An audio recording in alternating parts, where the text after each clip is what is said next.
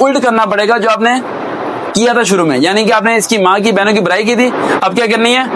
अच्छाई करनी है। इसकी माँ के कभी पाँव नहीं दबाए थे, अब क्या करने हैं? पाँव दबाने। अस्सलाम वालेकुम। अच्छा, एक स्टूडेंट हैं, नाम नहीं बताना चाहता उनका, उन्होंने यूट्यूब की वीडियोस के नीचे कमेंट किया था। उन्होंने कहा कि मेरे कमेंट को पढ़ा जाए और मेरे कमेंट के मुताबिक वीडियो बनाई जाए। और ये उन्होंने कहा है कि वीडियो इसलिए बनाई जाए क्योंकि ये सवाल तमाम लड़कियों के मुताबिक से। उन्होंने कहा कि मेरी शादी हो चुकी है और मैं जिस घर में गई हूँ जेल भी अच्छा खासा लेके गई हूँ, लेकिन वहाँ के लोग भी अच्छे वेल एस्टेब्लिश हैं, अमीर हैं, गरीब भी नहीं हैं, सब चीज़ें ठीक हैं, लेकिन लड़ाई झगड़ा बहुत ज़्यादा होता है। मेरी एक बेटी है और हर वक्त जिद बहस होती रहती है कि मेरे घर बेटा पैदा क्यों नहीं हुआ। पहला पॉइंट।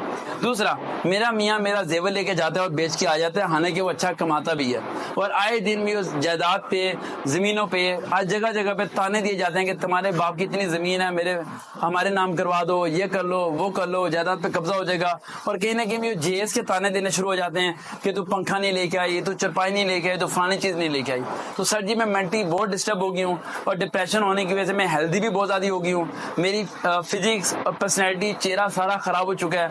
मैं पूरा पूरा दिन रोटी नहीं खाती, पूरा पूरा दिन रोती रहती हूँ। वालिदैन को बताने के लिए मैंने एक बार कोशिश की और वालिदैन को बताया तो वालिदैन के एक ही अल्फाज था कि अब उस कमरे से, उस घर से तेरा जनाजा उठना चाहिए, तूने वापस नहीं आना। अगर तू वापस आई तो तेरी बाकी बहनों के रिश्ते नहीं होंगे, अगर तुझे तलाक हुई तो बाकी बहनें ऐसी बैठी रह जाएंगी, तू क्या करेगी, तू बर्दाश्त कर। This is the question and this is the scenario. अब इस सिनेरियो को हमने सॉल्व कैसे करना है, हम इसकी तरफ आते हैं। बेटा, सबसे पहला पॉइंट, एक बंदा जो आपके हैंडल में नहीं आ रहा वो है आपका हस्बैंड।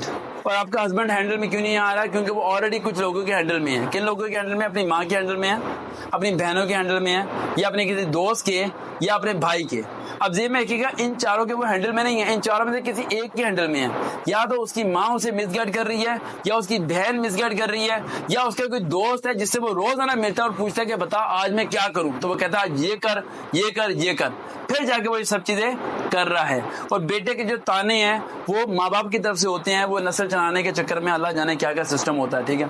तो ये सारी चीजें चल रही हैं। अब वो लड़की को क्या करना चाहिए? बेटा, सबसे पहला पॉइंट कि आपने मुझे 3-4 बातें और बतानी चाहिए थी। उसमें यह था कि क्या आपका हस्बैंड आप पे हाथ उठाता है या नहीं उठाता।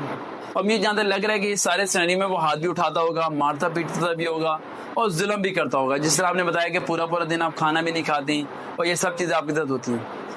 देखिए, बात कड़वी है लेकिन सच्ची है।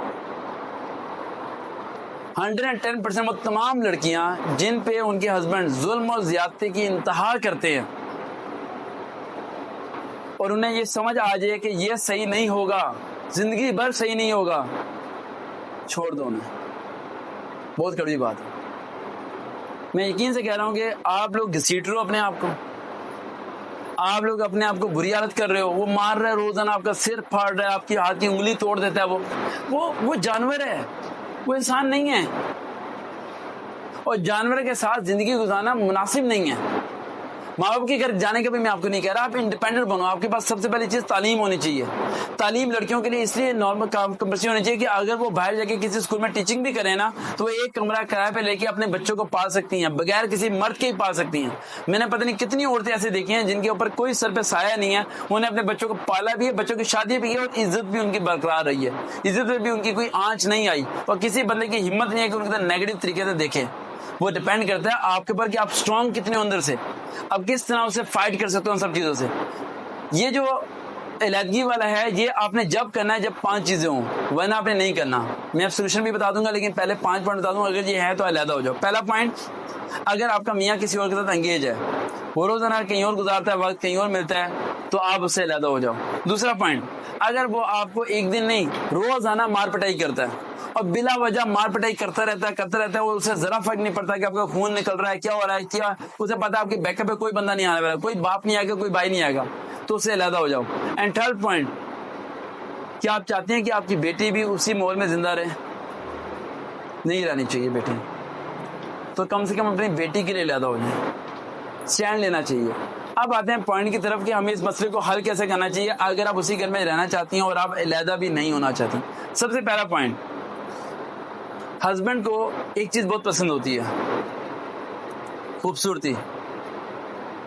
99% मर्द खूबसूरती के पीछे मरते हैं, 1% लोग नहीं मरते।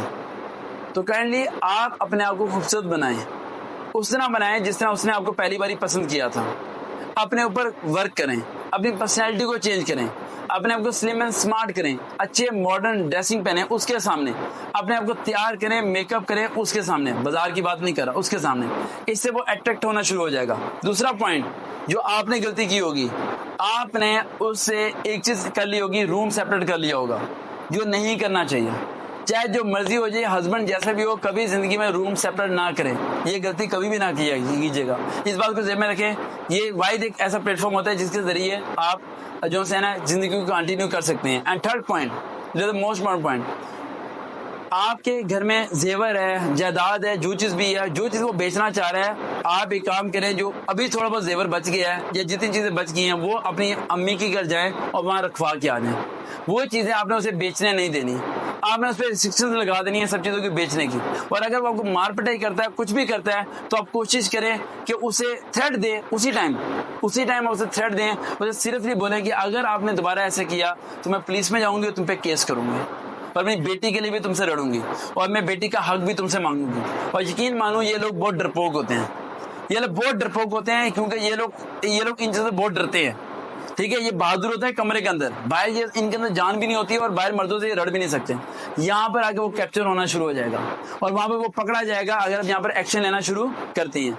एंड अगला पॉइंट, जैसे मोस्ट इम्पोर्टेंट पॉइंट, अब सास है, उसकी नंद है या उसके दोस्त है, कोई भी जो उसे मिसगाइड कर रहा है, आपने रोज आना, जब आपका मियाँ आपके कमरे में आए तो आपने उसकी माँ की, उसकी देवर की, आपने उसकी तारीफें करनी है। क्या करनी है? तारीफें करनी है। आ जाओ बेटा, यहाँ आ जाओ, मसलम आ जाओ। क्या करनी है आपने उसकी? यहाँ बैठ जाओ। तारीफें करनी है आपने उसकी, आपने उसकी माँ की। अब देखिए, मैं झूठी तारीफ दिलवाने की आपको बात कर रहा हूँ। आपने उसकी माँ की, उसकी बहनों की, उसके सामने तारीफ करनी है, उसकी बुराई नहीं करी। आज कहना है कि आज तुम्हारी अम्मी ने मुझे खाना दे दिया, आज तुम्हारी अम्मी मेरा ये कर दी, आज मैंने तुम्हारी अम्मी के पाँव दबाए हैं, ये किया वो किया। इससे उसका माइंडसेट चेंज हो जाएगा। अब पहले हम पॉइंट की तरफ आते हैं, लास्ट पॉइंट पे, कि उसने आप पे तशद्दुद क्यों किया, उसने आप पे जुल्म ज्यादती क्यों की, उसने आपके जेवर को बेचा क्यों। असल वजह क्या थी? वजह ये थी कि शादी के फौरन बाद आपने उसे कंट्रोल करने के चक्कर में उसकी फैमिली की बुराई करनी शुरू कर दी, उसकी फैमिली की बुराई करनी शुरू की। और वो जिस फैमिली की आप बुराई कर रही थी, वहां पर आए हुए आपको सिर्फ 6 महीने हुए थे, लेकिन वो शख्स उस घर में पैदा हुआ था। तो जिनके पहले हुकूमत थी, आपको एकदम हुकूमत को तोड़ना नहीं चाहिए था, हुकूमत को एकदम तोड़ना नहीं चाहिए था। आपने एकदम जब अटैक किया सास पे और नंदों पे और सब पे, तो वो उनके ऑलरेडी हैंडओवर था। तो उसके दिमाग में एक बात डाली गई कि तेरी जो बीवी है वो हमारे खिलाफ है, और आपने जब बुराइयां की तो ये बात साबित होगी कि आप उनके क्या खिलाफ हो। तो उसमें वो बीवी और बहनों के जोश में आके आप पे हाथ उठाना शुरू कर दिया। और जब पहली बार हाथ उठाता है तो हाथ खुल जाता है, फिर दूसरी बार उठाया, तीसरी बार उठाया। अब तीसरी बार उठाने के बाद क्या हुआ? अब मैं वहां ले आया हूँ जहाँ बेटा आपकी खुद की गलती है। अब आपको ये बातें सुनते हुए तकलीफ हो रही होगी कि आपकी गलती भी कहीं भी थी। पहली गलती आपकी क्या थी? उसकी बहनों की सबकी तारीफ बुराई करनी शुरू कर दी थी। दूसरी गलती क्या थी? आप नाराज होकर जाना शुरू हो गई थी, हर 3 महीने बाद नाराज होकर चली जाती थी। आपने उसे मेरे अपने बगैर रहना सिखा दिया था। मर्द के अंदर एक आदत होती है, मर्द अगर किसी को छोड़ता है ना तो उसे 3 दिन तक तकलीफ होती है। अभी आजमा के देख लेना, कोई मर्द किसी औरत को छोड़े, किसी दोस्त को छोड़े, किसी बंदे को छोड़े, उसे 3 दिन तकलीफ होती है। चौथे दिन वो जीना सीख लेता है। औरत को 6 महीने तकलीफ होती है, वो 6 महीने बाद जीना सीखती है। औरत 6 महीने तक रोती है, लेकिन अगर 6 महीने गुजर जाए तो वो किसी और मर्द के इंतजार में आ जाती है। इसीलिए फोर्सेज में 6 महीने बाद छुट्टी दी जाती है। इसीलिए उमर फारूक ने 4 महीने बाद फौज में छुट्टी का ऐलान कर दिया कि हर 4 महीने बाद फौजी को घर भेजा जाए। समझ आ रही बात मेरी? तो इन चीजों को समझो। अगर इस लड़की के सब कुछ हुआ तो लड़की ने स्टार्टिंग में वो सब कुछ किया जो उसकी माँ ने उसे ट्रेन किया था। जा कब्जा कर इसकी माँ का, कब्जा कर, ये सब चीज, इसे अपने हैंडल कर, इसे ये कर, इसे अपने घर ले गया। फिर उसके बाद क्या हुआ? ये नाराज होकर अपने घर चलेगी। उसके बाद उसकी माँ ने क्या कहा होगा अपनी बेटी को कि तू रुक, ये घुटनों के बल मेरे पास चल के आएगा। लेकिन घुटनों के बल चल के नहीं आया। क्यों नहीं आया? क्योंकि बेटी पैदा हो गई। आ जाता अगर बेटा पैदा हो जाता। समझ आ रही है कॉन्ट्रवर्शन? इस चीज को समझो आप लोग, साइकोलॉजी को। ये लालची दुनिया है, ठंडे दिमाग से चलो, जल्दबाजी नहीं करनी। अब जो मिस्टेक्स आपने स्टार्टिंग में कर दी उसे थोड़ा सा ओवरकम करने के लिए आपको वो सब कुछ उल्ट करना पड़ेगा जो आपने किया था शुरू में। यानी कि आपने इसकी माँ की बहनों की बुराई की थी, अब क्या करनी है? अच्छाई करनी है। इसकी माँ के कभी पाँव नहीं दबाए थे, अब क्या करने? पाँव दबाने। आपने मियाँ को हैंडल नहीं करना, मियाँ को हैंडल नहीं करना, मियाँ के हेडक्वार्टर को हैंडल करना है। हेडक्वार्टर कौन है? उसकी माँ। हेडक्वार्टर कब्जे में आ गया, फौज कब्जे में आ गई, उसकी माँ के हाथ दबाने हैं, पाँव दबाने हैं, क्या वो जितना मर्जी मारे, और एक बार उसकी माँ आपके हैंड ओवर आ गई, उसकी माँ ने उसे सीधा कर, आज के बाद तू इसे हाथ लगाना तेरा हाथ तोड़ दूंगा, मामला सेट। आप क्या कर रहे हो, सीधा फौजी पे हमला कर रहे हो, फौजी हाथ में नहीं आएगा, सीधा हेडक्वार्टर पे हमला करो। कहाँ हमला करो, कोई और हेडक्वार्टर सोच रहे तुम लोग हेडक्वार्टर पे हमला करो, माँ को हैंडल करो। और वो तमाम लड़कियां जो शादी होकर जाती हैं, मेहरबानी करके सबसे रिक्वेस्ट है, मियाँ को अपना नाम बनाएं, उसकी माँ को अपना बना लें, मियाँ आपका हो गया, मियाँ आपका कहीं नहीं जाता वो, उसकी माँ को हैंडल कर लें आप। और ये थोड़ा मुश्किल काम है, ठीक है, हाँ ये थोड़ा मुश्किल काम है, देखो शेर के मुंह में हाथ डालने वाली बात है शेर के मुंह में हाथ डालने वाली।